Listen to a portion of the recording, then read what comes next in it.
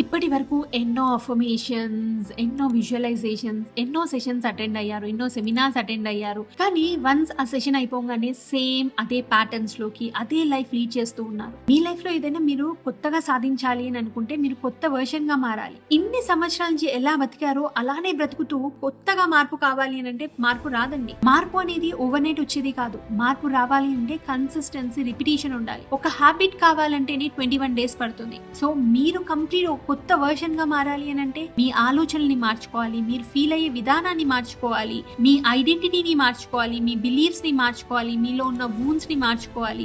ఎంతో ఇన్నర్ జర్నీని చేయాలి. ఈ జర్నీ చేయడం అందరికీ పాసిబుల్ కాదండి. కొంతమంది మాత్రమే, ఎవరైతే వాళ్ళ జీవితం చాలా ఇంపార్టెంట్, నాకు నేను ఈ ఆటో పైలట్ మోడ్ లో బతకాలనుకోవట్లేదు, నా లైఫ్ ని నేను క్రియేట్ చేసుకుంటాను, I'm the creator of my life అనుకుంటారో మీ ఒక మార్పుకి మీతో పాటు కలిసి జర్నీ చేయడానికి నేను రెడీగా ఉన్నాను. మీరు రెడీగా ఉన్నారా?